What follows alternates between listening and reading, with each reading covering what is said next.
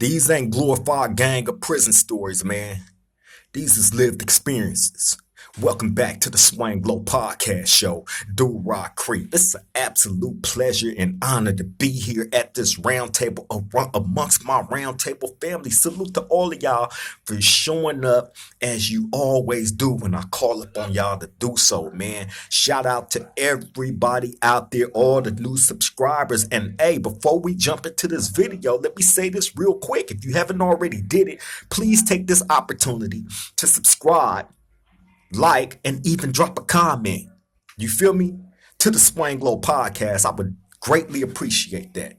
Now, look, we finna spin the block all the way out to deep Southern California to San Diego, the West Coast 30s. Now, I told y'all I was going to show up out there, man. You know, I got a lot of loved ones out there, man, from the 30s and the 40s, as well as the Oceanside Insanes and all the other keyways, you know, that exist down that way. You know, salute to y'all. A lot of real ones. I'm going to be going back out that way periodically, I promise you, because I got a lot of lokes from San Diego.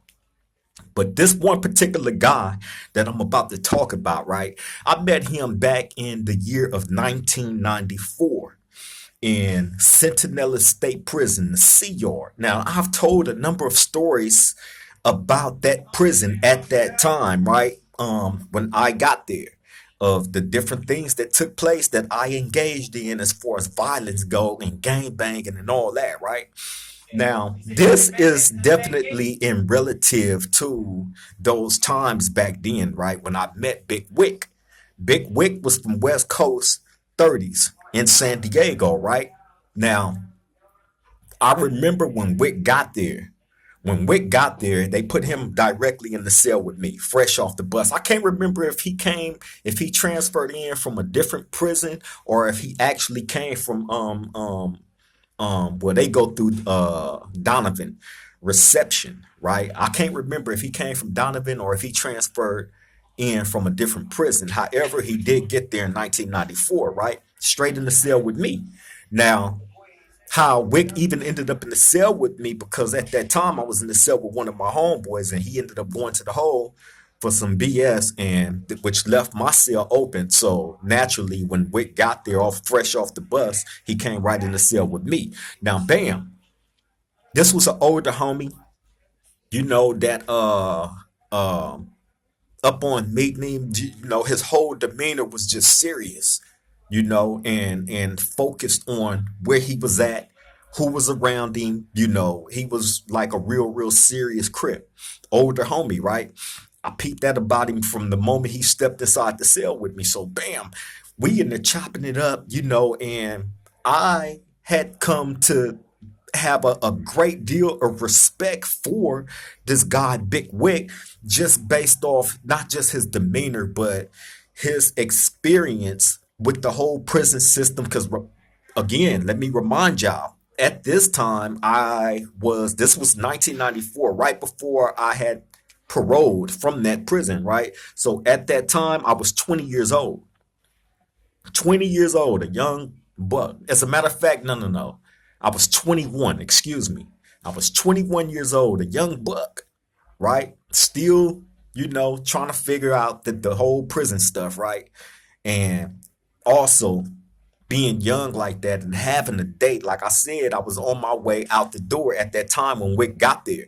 When Wicc got there, I probably had like a month or two to go before I was getting released from prison, right? So within that time period, me and him, like I said, we used to be in there chopping it up every day, man. And he was schooling me about a lot of different things, putting me up on a lot of stuff that was going on the streets. Because, matter of fact, I think he did come from reception, because he was putting me up on like the latest music. That's how I got up on Sibo, the rapper Sibo from Sacramento. You feel me? Wicc put me up on Sibo. He used to always talk about him, talk about him, talk about him. Then we ended up getting back then we had tape recorders. We ended up with like Walkmans, right?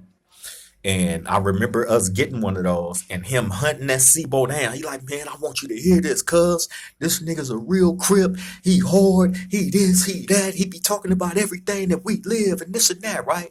So he pumping up this Sibo, right? finally, when I hear it, bam, I'm off the SIBO. You feel me? Because everything the Big Wick was telling me about Bo was on point. Like he talking about our everyday life, right? Glamorizing this in his rap song. So that's how I got up on SIBO through Big Wick. So bam, man. Um, Wick put me up on a lot of game, bro. This is why I like highlighting out certain people from different hoods from everywhere that I ran across in the unfortunate position of being in prison. However, unfortunate being in there definitely, but at the same token, being able to run across these type of dudes, man, and see that there's other real men from everywhere, not just from where you from, but from everywhere, and getting to know them and building friendships and bonds with these dudes, man, is crazy. You feel me? Because you hear war stories about these dudes and you be like, I was in the cell with him. I know this dude personally, or I've walked the yard with this dude.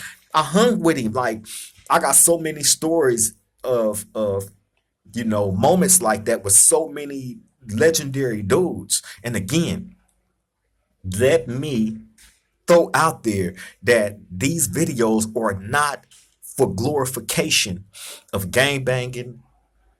It's not for glorification of prison. It's not for glorification of being in no jail. We don't push none of that. We are completely against any of those things as far as, us bringing to this round table and glamorizing and highlighting out and trying to recruit people into this world, right? Nah, man, we trying to recruit people into thinking right, thinking correctly, and not getting themselves in a jam where they find themselves in the prison, where they find themselves in a LA County jail, where they find themselves having to run 50 phase back to back and going to a prison and having to pick up a knife and, go on different missions. And you know what I mean? We trying to keep y'all away from having to do that through our experiences. You feel me? And that's why I bring these stories of, the prison life, and then these men that I have run across that I have built bonds and real legitimate friendships with.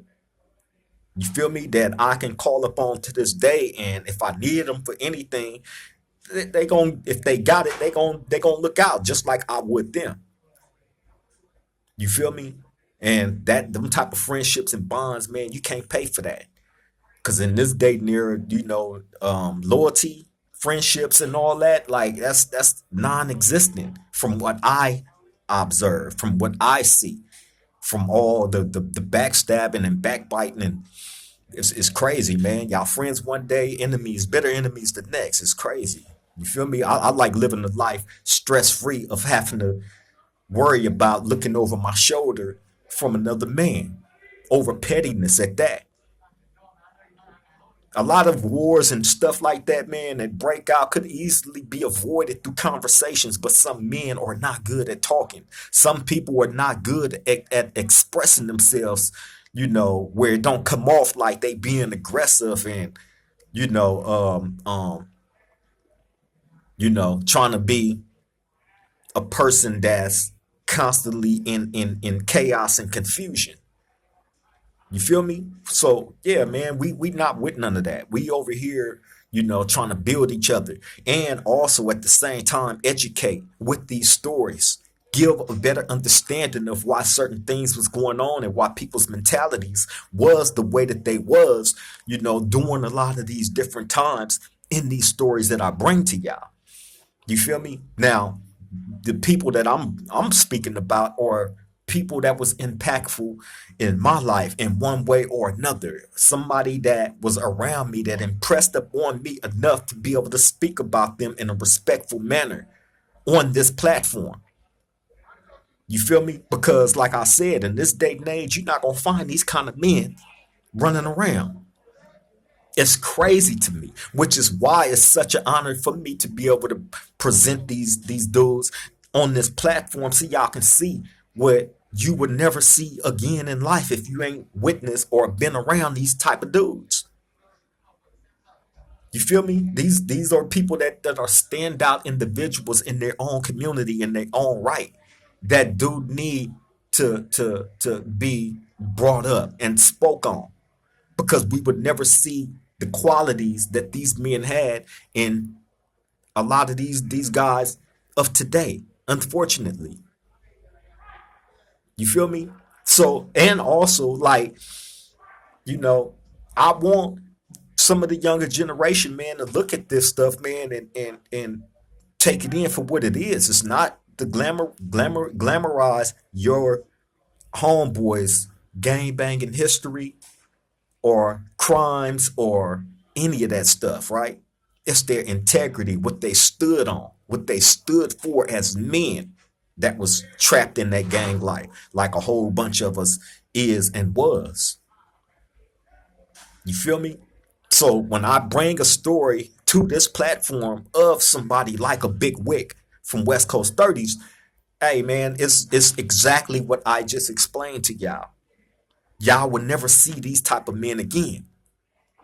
So it's important that y'all know that they actually existed. This dude, Big Wicc, like I told you, he schooled me on a whole bunch of stuff, man. This is an older homie that had been to the prison system, been around the worst of the worst, walked through it all with his head up, with his integrity intact, and extremely respected. When he hit that yard, I promise you, everybody that knew him, not just the West Coasters that was there at that time, or San Diego, period, because trust and believe, all them that was from his area knew who he was, respected him, like the general that he was, point blank, period. And at that time, you had Big Dollar Bill from West Coast 30's.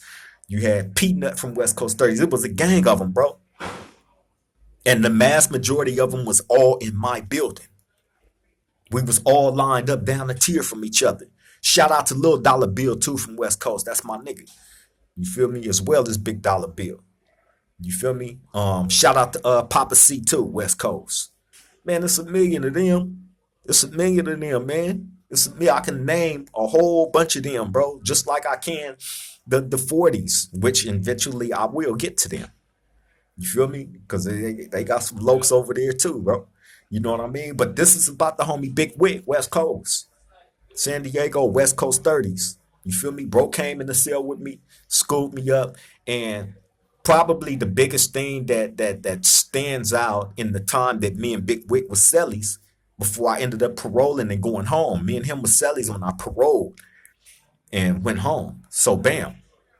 The one thing that stood out was right before I got out, right before I paroled.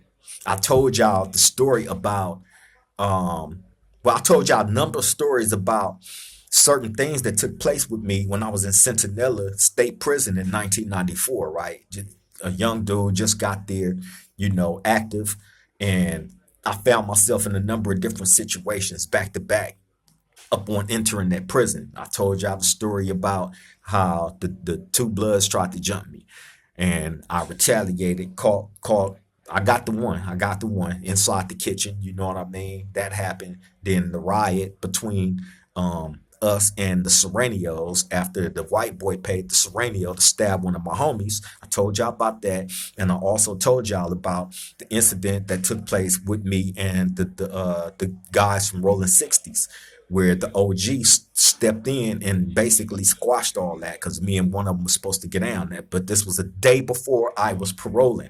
Okay, now how that story right there is relevant to Wicc, because when all this go down, now Wicc is telling me he know I'm finna go home. So he telling me like, man, you need to stop going out to the yard. You need to stop going out to the day room other than going to get your shower. But he like all that other stuff. He like, man, you finna go home. You out of here. Within the next 48, 24 hours, you out of here. Why you keep going outside the cell? And me being young, stupid, inexperienced, not taking the advice like anything can happen. So you want to give yourself the best opportunity at paroling and going home, right? You step outside your cell. Let's say it's happened a million times, right? Step outside you're going home tomorrow. You step outside your cell. You go out to get a shower and a riot pop off.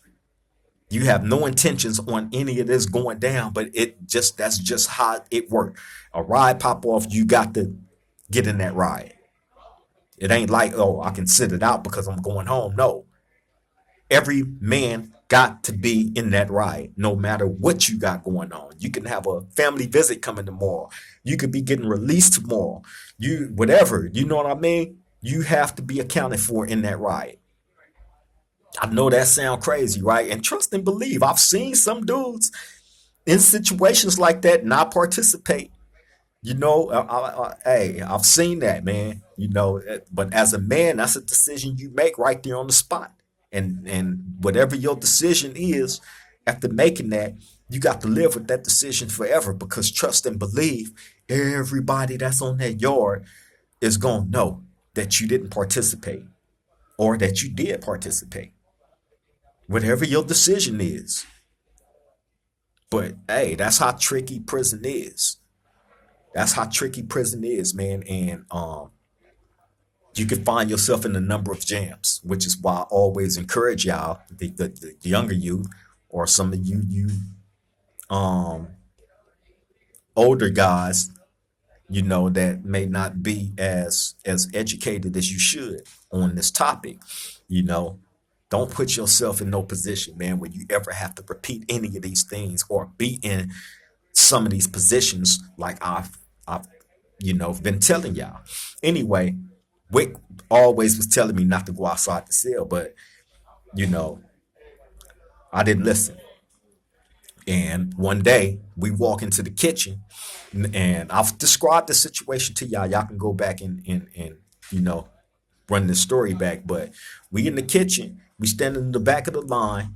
Wick is on point with everything. He's surveilling the whole entire kitchen. He want to know where everybody is at, where everybody is positioned.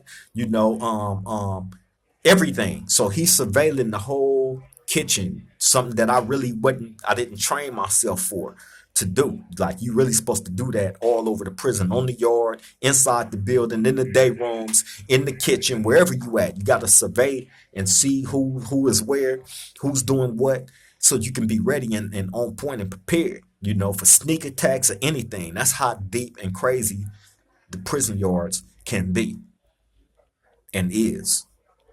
So anyway, Wick is surveilling the whole kitchen, and he is the one that picked up on the guys from 60's that was tripping.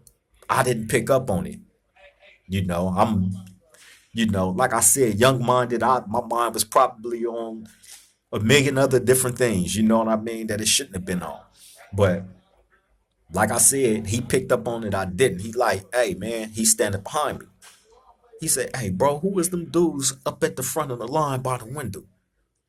So I'm looking, and it was quite a few different dudes. I'm like, who you talking about? He said, keep looking up there. He said, it's three of them that's standing back to back right by the window, and they talking. And every time they talk, they looking back here at us. They looking directly, but really they looking at you.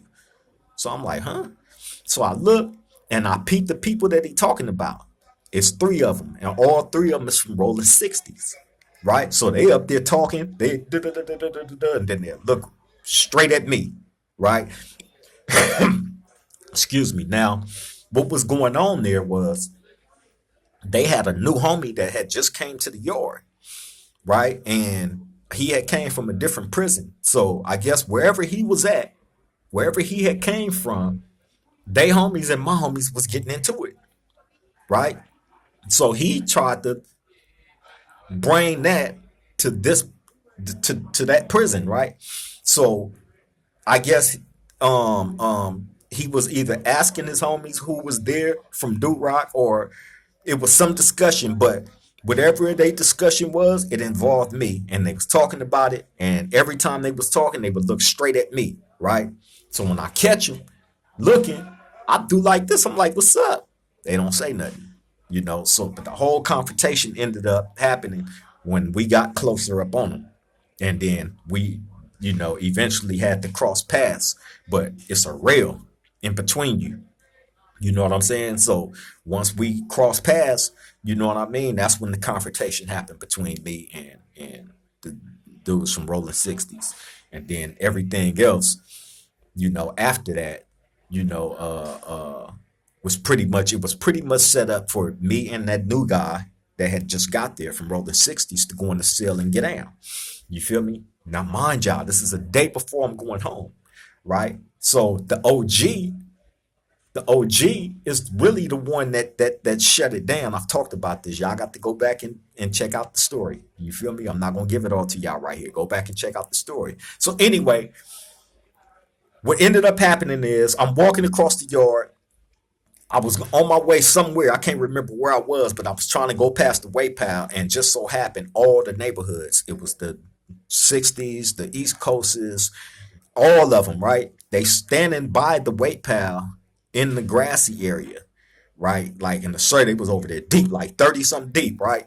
I'm walking by, and I guess they had noticed me getting ready to get close up on them, knowing that this situation had happened in the kitchen between me and their homeboy. So when they noticed me, they circled and surrounded me, right? Cuz what's happening? Right now, the reason why I believe it took place like that is because I had a kind of a reputation for taking off on like I said, the dudes, the bloods that jumped me got off on them in the kitchen. Everybody seen that because everybody was in the kitchen. I was by myself. Mind you, I had homies on the yard. While a lot of these situations was going on, my homies will find out after it'll take place.